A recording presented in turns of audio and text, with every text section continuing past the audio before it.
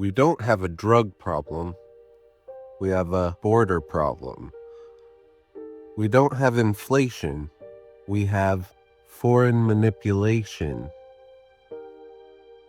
We don't have cultural fracture. We have outside enemies.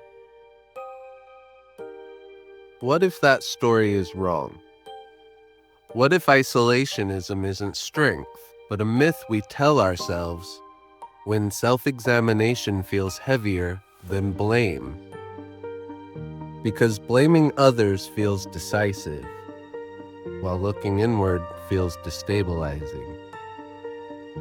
But if sovereignty means anything, it means authorship.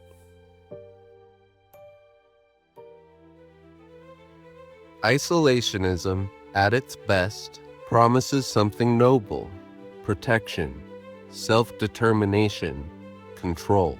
And historically, it emerges during fatigue, after war, after economic strain, after cultural anxiety. It says, if we disengage, we'll be safe. That's emotionally powerful. And sometimes, limited disengagement is wise.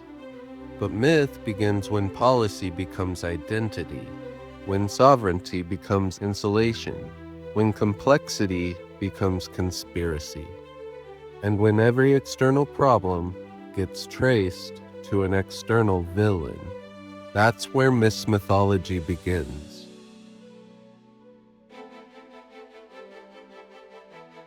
Isolationism, in myth form, depends on three moves: externalize cause, simplify complexity, purify the in-group. Drugs are foreign. Economic pain is foreign. Cultural decay is tribal. But systems don't obey mythology. Markets respond to demand. Trade is reciprocal. Technology ignores borders. Capital ignores borders. And pain? Pain is rarely imported. It's amplified. Isolationism works rhetorically because it feels decisive. But decisiveness is not the same as diagnosis. And without diagnosis, reform stalls.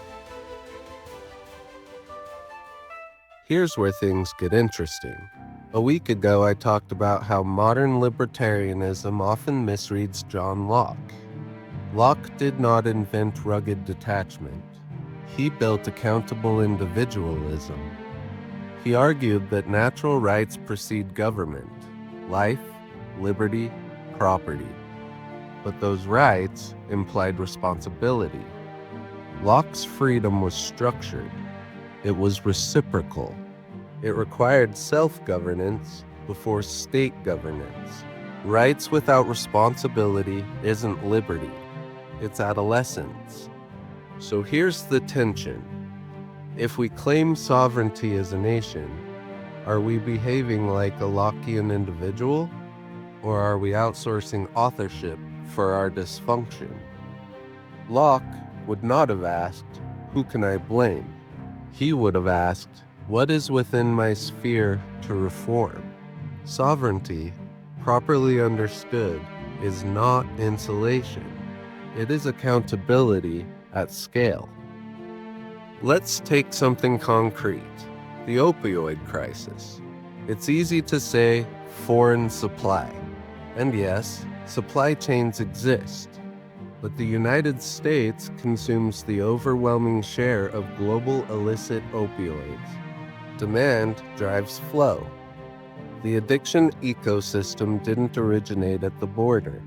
It grew out of domestic overprescription, pharmaceutical lobbying, insurance structures that favored pills over therapy, untreated trauma, economic dislocation. External actors exploit markets. They do not create despair. Blaming foreign nations as the root cause feels decisive. But if the demand remains, supply will adapt. Isolationism becomes whack-a-mole. Diagnosis requires internal reform, and internal reform requires courage. This is where my philosophy, Stoic absurdism, comes in. The four pillars: clarity, intent, responsibility, courage. Clarity refuses myth. It asks, where is the leverage? Intent asks, are we solving pain or mobilizing it? Responsibility confronts what we can actually shape. And courage? Courage endures the discomfort of self-examination. Projection feels powerful. Internalization feels destabilizing. But projection is fragile strength. Internalization is durable strength.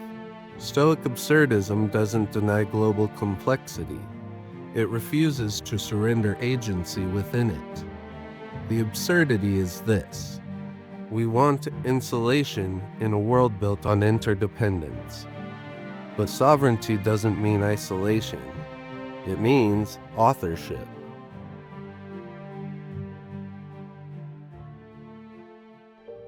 The strongest nations don't shout at the horizon.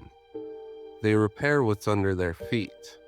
The myth of isolationism tells us we are acted upon. The Lockean individual reminds us we are accountable. And Stoic absurdism asks, will we be courageous enough to look inward first?